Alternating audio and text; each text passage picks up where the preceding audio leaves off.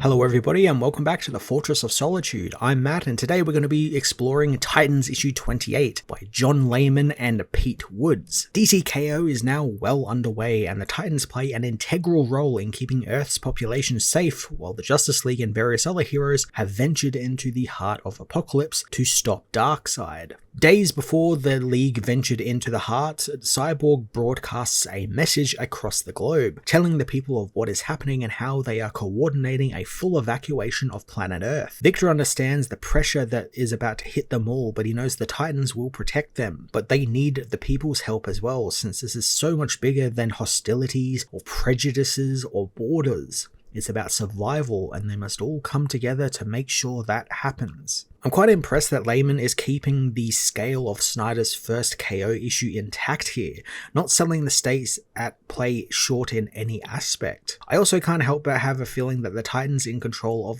the protection of Earth and, looking after all of the 8 billion people on it, kind of feels like them getting a bit of an apology for when they were meant to step up into the Justice League role post-Dark Crisis, but were actually never given that chance thanks to other events and company shifts getting in the way. In the present, it's Evacuation Day as the Titans assemble at Bloodhaven Titans Tower, which is now more than just a tower. It's been converted into an ark, which is now full of people as it blasts off into space. Roy hates the idea of goodbyes, but Nightwing doesn't think it's over just yet, since whether they are together or apart, they will always be Titans. Beast Boy wishes that they were doing this all together, since splitting up to evacuate the planet in such short time feels very wrong. Donna reminds him that splitting up will make the evacuation possible, but she is glad the Titans are headlining this, since there isn't a job they can't do. Starfire gets ready to leave as escort for the Titans Tower into space, so the team share one final hug together before Corey heads off. Garfield hates these goodbyes, apologizing to Raven for being a downer, but he does know that the Titans will come out on top at the end of the day. Raven wishes that she had his optimism, since she prepares for the worst.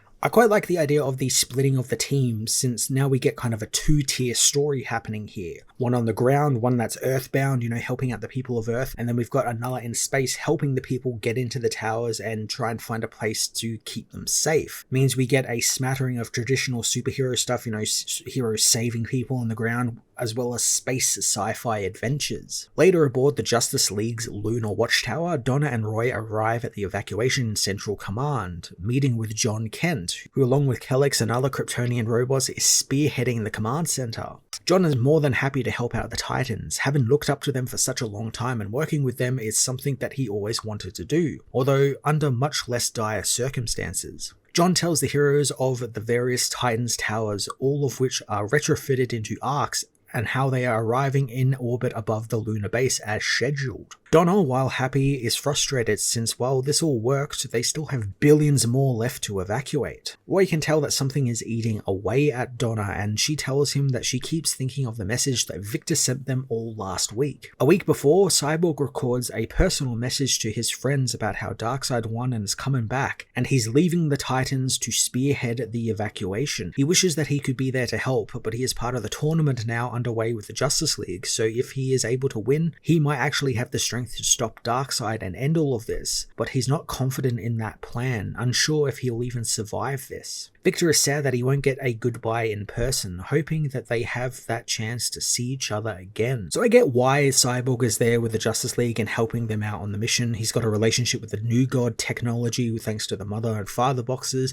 and obviously Darkseid, so it makes sense for him to be there, but I also can't help but dislike it since it's all that last vestige of the New 52 push where they had him not really associate with the Titans at first and instead make him a full member of the Justice League right from the get-go, and ever since then, writers have been stuck with that portion of his character, and it leads to this where he can't be present for a Titans adventure because, they're dealing with Darkseid stuff, so they need him in that situation. I can imagine it could be probably quite frustrating as a writer to have to deal with that, but Layman does make a meal out of it though, and I like him using Cyborg as kind of a personal driving force for the team, doing what they are doing beyond just helping out and being heroes. It kind of makes Cyborg sort of the heart of their little team, and they're all doing it for him and hoping that he'll succeed in his mission too.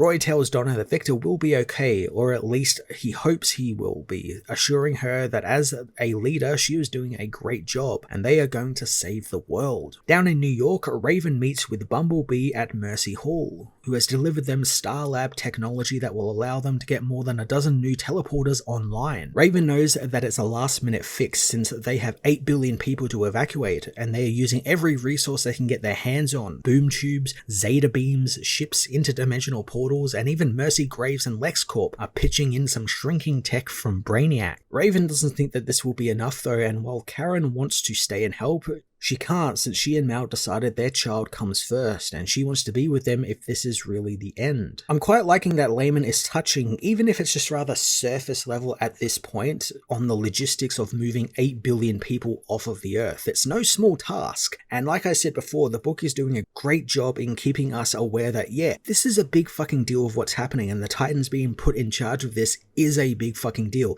even though I'm sure people will think it's not, but it really is. Before Raven leaves, Karen asks what they plan on doing with Terra, who's still in the Mercy Hall in a recovery tube after her recent run-in with Deathstroke a few issues prior. Karen also asks what's going on with the villains that the Justice League rounded up in Arkham, Belle Reve, and the other prisons, since they aren't exactly able to transport them with regular people. Raven knows that they are keeping them, especially Terra, secure for now, with Karen able to go home to her family and get to the evac point that they have been assigned. Karen asks where Raven will go, but the woman doesn't answer her as she's talking telepathically with Terra, venturing into the villain's mind, aware that she has been listening to what's going on around her. Raven demands to know what she wants and why she has summoned her, and while Beast Boy thinks she is capable of redemption, Raven does not think Terra is. I really love what Terra does here as she immediately tries to provoke Raven by playing up that she had this kind of ever so brief romantic relationship with Garfield as well, calling him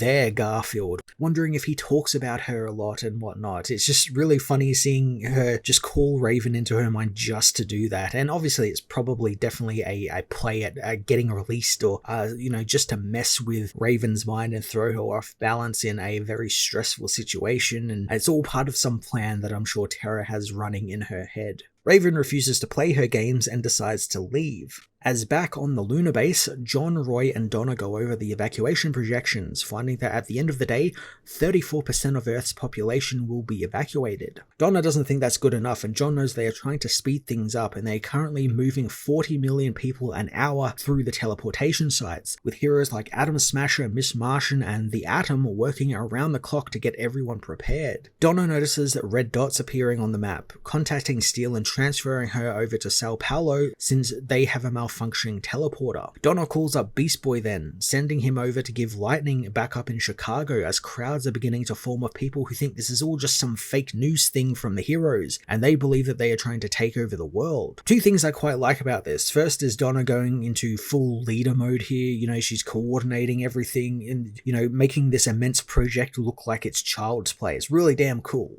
And two is the pushback the heroes are receiving, which is kind of a leftover from Absolute Power, because we see people there with signs and shirts that say that Waller was right because she convinced so many people the heroes were evil, and we're seeing sort of the tail end of that where these people are still around and they don't believe the heroes are doing this of any good intention. They think they are villains. And I also like that it also hints at that Darkseid has infested the world as well. He's already there, he's just not there corporeally. He's there in everyone's minds, and we saw that in DCKO even, where Clark kind of feel that underlying thing in the world. So I like that Layman is referencing that here, and we get to see all these stupid people who think that they are going to be fine, and doing all of this is just some bid to take over the world. Beast Boy arrives to help Lightning, told by Donna while they can't force the people to evacuate, the protesters cannot be allowed to slow down the evacuation. Garfield wants to sort this out by turning into a giant bear and scaring the people away, but Donna wants it done discreetly, since he can't cause any panic, as that will cause a stampede and hurt people. Luckily for Beast Boy and Lightning, they do have some help in the form of Beast Girl, who uses her powers to put the crowd to sleep. While he is happy for the help, Garfield reminds Beast Girl that she is new to her powers, so she needs to be careful, lest she might get knocked out herself or injured herself. Beast Girl, however, is more excited by her destination assignment, as she has been placed with Beast Boy, proclaiming that the Beastie Besties are back in business. Beast Girl is a relatively new character to me. I don't really know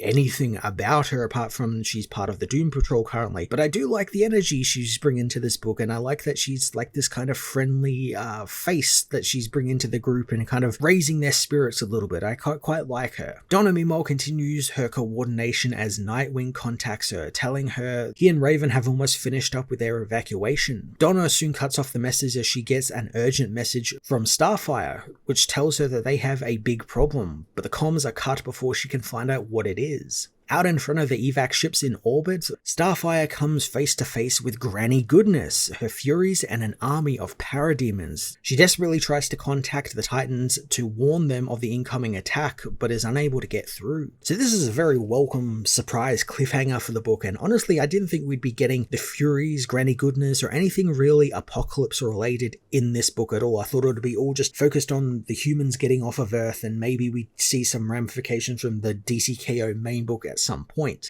It also makes me immediately suspicious that, okay, so they can't possibly be just, an all-out attack by Apokolips, or, the people of Apokolips are now attacking Earth. That seems a bit too obvious. And so I think maybe there's a twist coming here where maybe, the New Gods and stuff are starting to get involved in all of this. Maybe Granny Goodness and these guys are here to help, maybe? Darkseid has moved so far beyond Apokolips that he's basically, done away with Granny Goodness and all of that. He's a god now, so why would he need these people? So I could see them take that as some form of betrayal for him and decide to turn on him, and I think that would be a really cool twist. I'm hoping that is the twist. I don't really know, but I'm really looking forward to it. It's a fun cliffhanger that no doubt is going to get people talking about where this book goes next. Titans issue 28 was a pretty good first tie-in that carries over the stakes of the main DCKO book and applies them to the Titans and their monumentous task of evacuating 8 billion people from Earth. There is a good balance of all of the characters here, and splitting the book into a Earthbound and a Spacebound team is a great idea that lets us follow on some great exploration into the ins and outs of moving billions of people. And if that cliffhanger is anything to go by, we're in for some pretty big swings in these tie-ins, and I gotta say I did not expect that, so it's definitely risen up the ranks of books I'm going to be keeping an eye on. I'm going to give this issue an 8 out of 10.